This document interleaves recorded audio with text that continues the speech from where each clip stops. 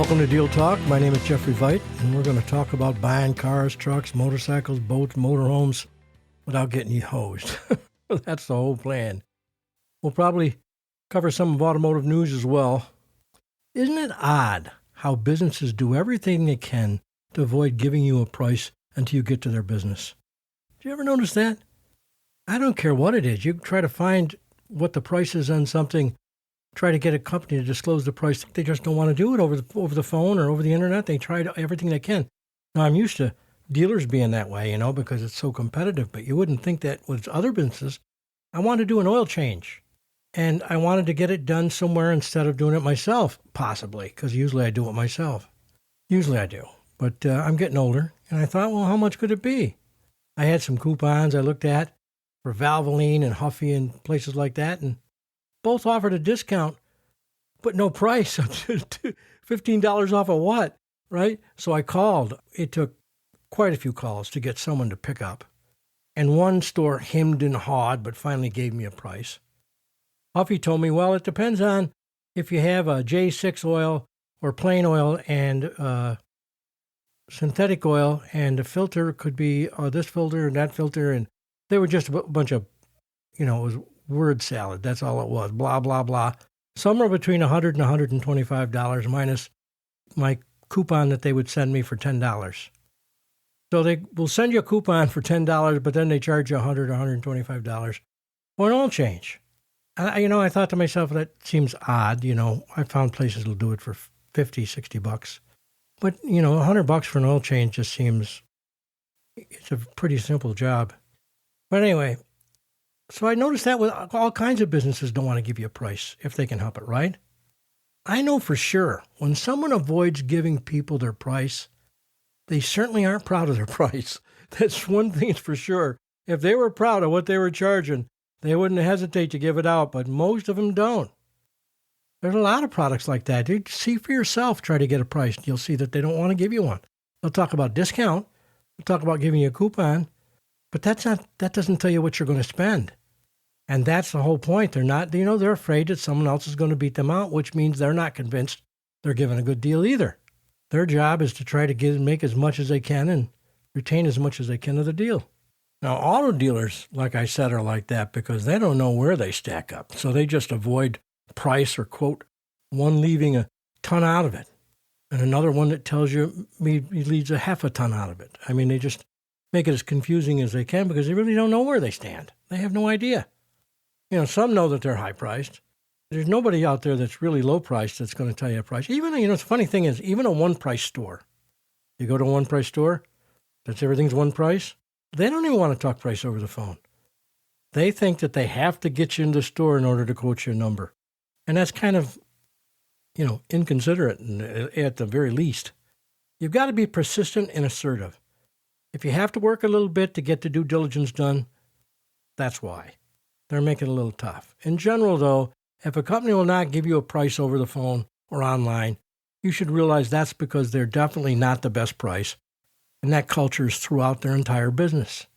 Doesn't mean you can't get them down to the best price in some cases, but you can't go in and negotiate an oil change or having a tire put on. I told you the week before that I had a price for buy 3 tires, get the 4th one free. Well, it turns out that's not true because you have to do all this other work to the car in order to qualify for that. They didn't tell you that, though, until you get there. And that was a Toyota dealer, right? I'm thinking to myself, that's not how you do business, I wrote a book about this. It's called Auto Sales Without Confrontation. And you shouldn't have to have a confrontation when you buy something. They should be willing to give you the price no matter what the situation is. Some businesses will. Some businesses will give you the price right online or on the phone. Give you an example, Apple will. They do have an advantage. There's nothing else really like their product, so they don't really have anything to worry about. But they'll give you a price right online. They'll give you a price on your trade, everything. They don't monkey around. They're not ashamed of their price. They're proud of it. Generally, that's how it works. But if you got to be persistent to get your due diligence done, you believe me, you can get a price if you climb the ladder. Every dealership that I've ever dealt with or know about, eventually you got up to the top to the owner. You could get a price over the phone or online. The owner doesn't want to go through that stress. They'll give it to you. They know that you got to give people a price before they'll buy something, and this is such a judge of what you're going to go through. Like when you travel around and you're looking for a vehicle and you're not talking price, you're just figuring out what to buy. You can tell a lot about what's going to go on after you buy by what happens to you then. It's always a culture. Whatever the dealership's like in the front end, it's almost always like in the back end. An email this week was a good question. I got a really good question this week. Deal Talk. What is the benefit of due diligence if the dealer won't negotiate? 2 dealers in my area don't negotiate. One is a one-price store, and all their ads talk about it.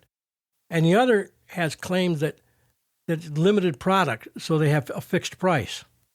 What should I do? Well, that's a great question. That's a very good point. The one-price store is using one price as a marketing technique. We've talked about this on other podcast episodes. I even have a podcast episode about one price. In this case, the one negotiable thing is your trade and your financing. So you can still go around and shop the price in your financing, and you can still negotiate with them on your trade because that's not involved in the one price. One price is usually ho-hum pricing at best. That's the best one pricing I've ever seen was just barely ho-hum. It was definitely not a good deal, but not much can be done about the pricing except to use it as part of your due diligence. It's one price in due diligence.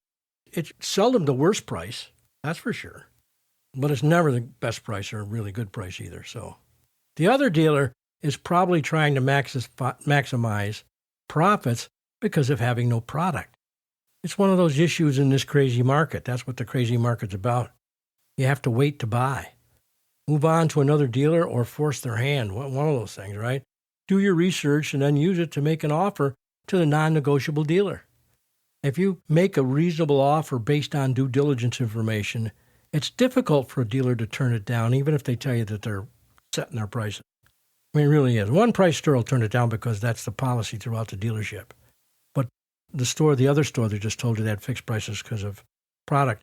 It's hard for them to turn down an offer. Get a salesperson to put you in writing an offer and have them present it to the management after you've gotten your due diligence done so you know what a good offer is. Maybe 5% less than the best figure you came up with online or on the phone or whatever. If you shopped a few places, maybe 5% or 10% less. And get some salesman to write it up and put it in writing. And it's hard for them to turn it down. It really is. It's hard for them to at least not come back and counter you.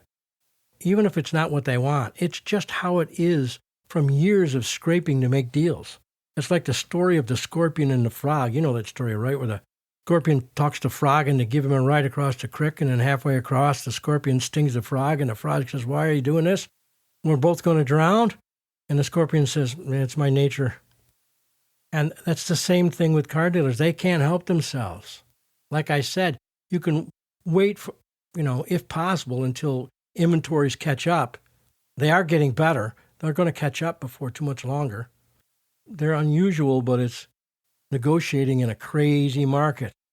And that's just how it is when there's no product. So supply and demand really shows up in the car business in the last couple of years. I mean, they're building electric vehicles, but who the heck wants one of those things? They're crazy machines. I'll tell you, it's just out on the edge. It's crazy. Anyway, if you like the podcast, please take a couple of minutes and do a review on iTunes or Google Play or whichever you use, whether it's, Spotify or iHeart or I don't care who it is. Do a review for me if you would. If you've already done a review, thank you very much. Don't forget to tell your friends and relatives about the podcast. They'll save dollars, and you'll be the hero because you're the one who'll tell them about it. And those of you who'd like some written material with you to carry when you're out shopping, then get a copy of The Informed Buyer from Amazon Kindle or Barnes & Noble Nook. I'm telling you, you can't go wrong. Think about it. How bad could it be for $3? It's just, I don't understand why everybody doesn't download to their phone or their iPad or whatever, or their Samsung Pad or their Fire machine or whatever it is you get on the Samsung side. But it'll give you the basics for quick reference when you're in the buying process. And it's $3. It's been $3 since it came out, and it's still $3. That's less than my Starbucks coffee. That's less than a lot of things. Where was I?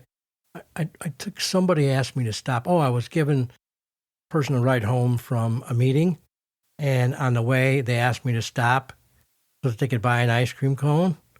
So we pulled into a thing, and they bought an ice cream cone, and it was $4.50. An ice cream cone. It was gone in 15 minutes, right? And the informed buyer will be with you for a long time, and you can get your friends and relatives to use it, right? Anyway, this week, let's talk about some of the nitty-gritty of negotiating. Just about everything we cover on the podcast is part of negotiating in one way or another. Like that email that I received this week, that's what got me thinking about it. You got dealers that just won't negotiate because they think they got more buyers than they have product, and you think they're in the driver's seat. And they don't realize that they're never really in the driver's seat, that you always are in the driver's seat, not them. There are a lot of ways to negotiate, lots of ways. There is no single method for negotiating. There are lots of approaches, and the only real difference is the result. That's the difference in the types of negotiating. So many things affect the process, everything from the particular dealer, the salesperson, the market in that area, time of year, and allowed time for you to negotiate, et cetera. And have we learned over the last couple of years in this crazy market that now it's really tough to negotiate? Yeah, that's what it's done. That's what this market has done. You and everyone else in the world wants to buy without stress and quickly, and most without putting in any work. In a perfect world, boy, that would be great, wouldn't it? You would hold all the cards and the seller would cave. No matter what you offer him, that would be it, and you'd be out the door. Obviously, that's not how it is. In fact, it couldn't be farther from the facts. It's not any better now than it was 50 years ago. In fact, I think it's a little worse. Unfortunately, most of us compelled to say yes to the right voice and the right presentation or the right numbers without really knowing where those numbers came from. That's just how we are. We want to get it over and done with. And so we're kind of pushed that way. But one thing is for sure, negotiating successfully requires that you know what you're talking about. That, there's no ifs, ands, or buts on that. If you're going to negotiate, you got to know what you're talking about. Not just think you do, but actually have a real knowledge of not just the basics, but what are the common market factors in your area especially. That's why the due diligence is paramount. Everybody wants a great deal, but the willingness to prepare is what gets that done.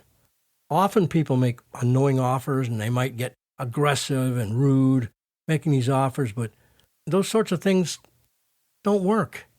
When you tell them, I got to give you $1,000 less. These guys do this for a living. They're waiting for a hard nose like that. They know exactly what to do. Many times people make a price offer or a payment offer, and just because the dealer says no and tries to bump the offer to a higher number, the buyer thinks they must be close or on the right track. The fact is, no matter what you offer any salesperson, any sales management staff, they will try to bump you. Imagine someone had a house for sale for $400,000 and you offered $350,000, and they just said to you, okay, what would you think? Oh my God! What would I say? Buyer's remorse would set in, and you'd freak out thinking about the money you left on the table. It was too easy, right? You ain't canceled the whole deal over it. This is why no matter what you're in the price area at, the dealer will try to bump you. That's just how it is in almost any sales situation too, not just the car business. That's a trait of sales. You don't want buyer's remorse. To avoid mistakes, be prepared. Complete your due diligence. You can never do too much research, never. Whenever the dealer is talking about during negotiation, hold your lips tightly together and listen. Don't talk while they're talking. They'll tell you exactly how to handle things. You don't want to miss a word because your counter may need it. Never preempt the process by saying you are shopping or price comparing. No, don't do that. That's like a challenge to a dealer. You think it's a word to the wise, but dealers don't see it that way. It's almost an insult. Never say you're paying cash either. Cash means to a dealer, when you tell him I'm paying cash, he's thinking to himself, okay, that means I'm not going to make any money on the back end, the F&I department, no finance money and that kind of stuff. So in that case, and probably not any aftermarket products, because when they're selling the aftermarket products to a cash buyer, they have to tell them the real price, and their prices are always ridiculous. And so they're thinking, well, we're going to have to make whatever we're going to make, we're going to only make it on the front end, on the car sale itself. So what does that tell you? Well, of course, they're going to charge more. They're going to give less of a discount. It doesn't help you to say that. And in fact, it hurts your deal initially. No question about it. The only time you tell someone you're paying cash might help you is if you're buying from an individual, because they're not looking at back end and stuff. And so in that case, that can be intimidating. If I was buying a vehicle outright from an individual, I always take the cash right with me. In your mind, not in your mouth, question everything, just inside. Don't take anything for face value. Just because it's written on a piece of paper in front of you does not mean that that's true. Payments can be packed, down payment can be vague, the price isn't out the door, it may be just the price plus fees, they'll say, or something like that. When a dealership presents a price, just ask to see it in writing so it's clear to you. Let them know you can't do the math in your head. You need to see it. Once they present a price, sit quietly and wait for the salesperson to say something. You read it over and you just sit there. Not time for your facts and research yet. Nope. After a few minutes pass by, ask the salesperson, will you do better? Not, can you do better? Make sure we understand that. Because if you ask them if they can, they'll say, no, I can't. You're not going to ask them that. You're going to ask them, will you do better? In most cases, your question will prompt an explanation of the numbers already presented to you, and they'll try to justify those numbers. Just say, thank you for the explanation, but I asked if you'll do better. I would like a better price. Now wait. The salesperson will hem and haw and justify and fidget, and sooner or later, eventually though, if you just sit there, they'll get up and go to their boss, and they'll offer you something else. If he doesn't, then walk, but they will. After the second offer from the dealer, they'll offer you something, or the manager will come over and talk with you, and they'll say, okay, they'll give you another $200, or they'll give you this or that, or, something. They'll give you something. After that second offer to the dealer, you respond to their offer, their second offer, with 5 or 10% less than your best internet due diligence price that you got. So if you got a price off the internet, you deduct 5 or 10% from it. Depends on the price range of the vehicle, right? If it's a Chevy Volt, you couldn't go for 10%. You might go for 5%. If it was a Camaro, you might go for 10%. Off your best due diligence. It might or might not be fairly close to the dealer's price, but as long as it's less, you're winning. So, because your offer is based on real research, and the dealer will feel as though you're on track, and they'll think you're on track, that you've got something going on, they'll be a little bit more upfront about it, and the salesperson will squabble and try to sell you on his price, right? And the manager may even talk to you, come back and talk to you again, and you just stick by that offer and be pleasant and polite. Eventually, the dealer will either offer you a little bit more again, a third time, or they'll just say, no, we can't do any better. Regardless, we've given you our best price. That's it. We're all done at that number. Whatever happens, whether you give more or not, now's the time for a decision. No matter what, if you get up and walk, the dealer will still call you back. Don't ever think, oh, if I get up and walk, I'll lose this deal. You'll never lose a deal getting up and walking, ever. Nope, you won't. You won't lose the deal. They may say that that's today only. They always say that. I'm not paying attention. That's cannon fodder. It means nothing. You can also say that you think you can get the price you're offering from someone else. The other dealer that I went to, I think they'll come to that number. But be pleasant. It may turn out that this dealer, it turns out to be your best offer, so be pleasant. You want to be able to come back if you have to, right? Believe me, if you leave and later decide you want the deal, they'll still do it every single time, 100% of the time. Don't worry about that. In the meantime, you can do better. And a lot of times, they'll catch you on they'll try to close you on the way out the door. On the way out the door, they'll say, well, let me try my manager one more time. And then maybe they'll either come to your number or they'll go within a few hundred of your number. And that's all you're really looking for anyway, right? You get close. Other key points are, don't take their position personal. Don't get affected by the fact that they're not giving you exactly what you want. Be prepared to walk completely. If you're 5% or more lower than the lowest internet price you came up with when you did your due diligence, you may be a real deal. Keep that in mind. So if you're 5 or 10% lower than you got going to 3 or 4 dealers online and on the net, you're probably doing pretty good. Don't get emotional or angry. Not ever. Don't ever get emotional or angry. No. But now, what about your trade? Trade in negotiation is another side of the process. You must understand the difference between ACV and allowance. That's be the biggest thing to understand. ACV is the actual wholesale value of your vehicle. That's what used car dealers will pay for it. They're going to want to pay wholesale, ACV. The other value of your trade, without any discount, over allowance, and special add-ins, right? That number is likely to be near the amounts you were offered by used car dealers, that ACV. Now, the other value, trade-in, that can be including discount, because if you're trading something in and they're going to give you a discount on the new one, let's say we're giving it $1,000 off, instead of giving it $1,000 off, they'd add that $1,000 to your trade-in, so it'll make your trade-in look like more. But if you deal on the vehicle first and get the best price on a new vehicle, now they're going to be talking about ACV. So if you've negotiated a deal on the new one separately, then the dealer is going to be looking at that ACV number, and you need to be aware of that. It's going to be near, if you've shopped your trade, like the due diligence says, it's going to be near those used vehicle prices. Now, you're going to let them appraise your vehicle, and shopping your trade is already been handled. You're sitting down, and they appraise your vehicle, and they come back, and they make you an offer, right?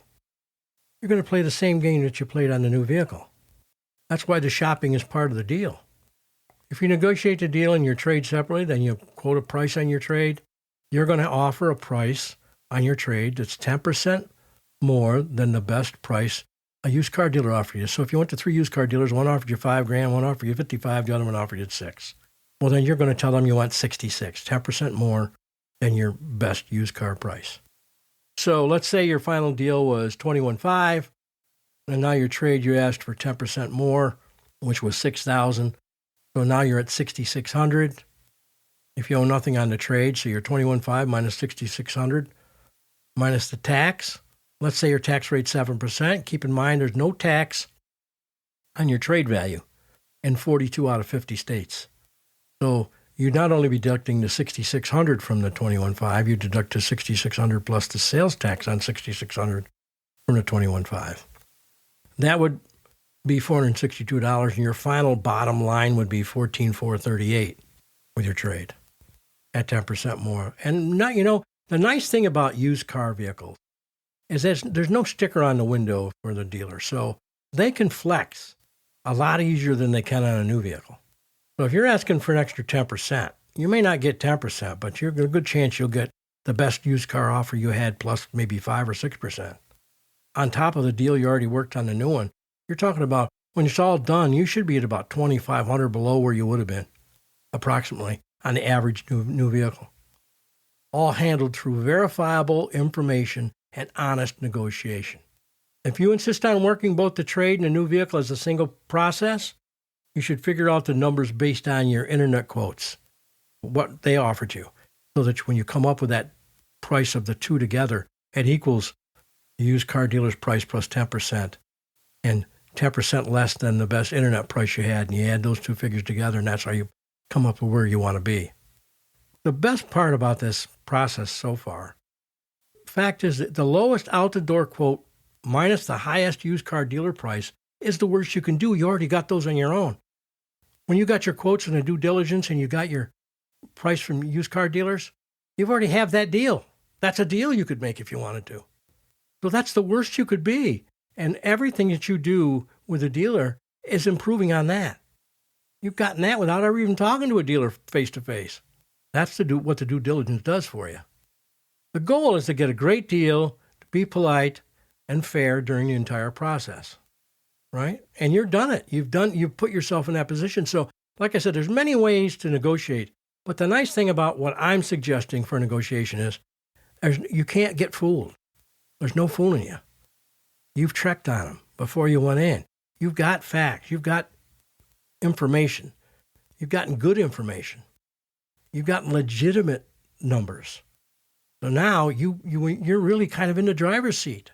That's not what always usually happens with negotiation. You can negotiate, but it doesn't mean you're negotiating with numbers that are real. So remember a few things here. After you've picked up a model, to buy, due diligence is next. Don't talk unless you must. Separate your purchase and your trade, if possible. If there's any way you can do that, that's the way to deal. That's the best way. And don't tell them you're going to trade. Don't say, well, I want to talk about my trade with you after we're done talking about price, because then it'll just hold some back. Don't do that. Say, I don't know if I'm trading. I don't think I'm trading. And then when you get done getting the number, say, I think I will. And you can do that. You're the consumer. You can do that. Don't worry about it. Never tell them you're shopping. No, you're getting a price for your family. If they want to know why you're getting a price, I'm getting one for my family so we can talk about this intelligently. Never say you're paying cash until the dealing's done. Never. That doesn't help you. That definitely does not help. Always have them explain what their numbers represent and how they got there. That's CPI, right? OTD, those two things. Always do that. Don't ever accept a number from a dealer that's not OTD or a payment that's not complete payment information included. Nope. That means absolutely nothing then. It needs to be a fact to have it be of any value. And don't ever be afraid or too busy to walk. That's paramount. You have to be willing to walk. They can tell. That is powerful. And you got nothing to lose. Even if you walk, you'll never lose the deal. They will. They could, because you could go somewhere else. But you won't, because they can't get you someone else to replace you. So that's how it works. There are other ways to negotiate, but usually they are just guesses based on no facts, and that's the point. And they seldom work. Due diligence is the key. Well, that's Deal Talk for this week. If you have a question or request or even a comment, please call or email me. Callers dial 407-801-4071. That's 407-801-4071. Or email dealtalkpodcast@gmail.com or dealtalk@mail.com. Please don't forget to do a review and do yourself a favor by getting a copy of The Informed Buyer from Amazon or Nook. Like I mentioned before, tell your friends and relatives. They'll save big and thank you for it every single time. However it can help you, contact me and you'll hear from me, everybody. I get back with everybody. Nobody contacts me that doesn't hear back from me, ever. And remember, every payment you get, be sure it's CPI, complete payment information, amount, months, rate, any required down payment to get to those terms. Every time they quote you a payment, you get that information every single time. And every price you get has to be all in. Every single cost required to buy the vehicle. None of this 20,000 plus fees. No. You want the tax included, the dealer fee included, any options, any cost whatsoever, plates, every single cost. They call that OTD, out the door.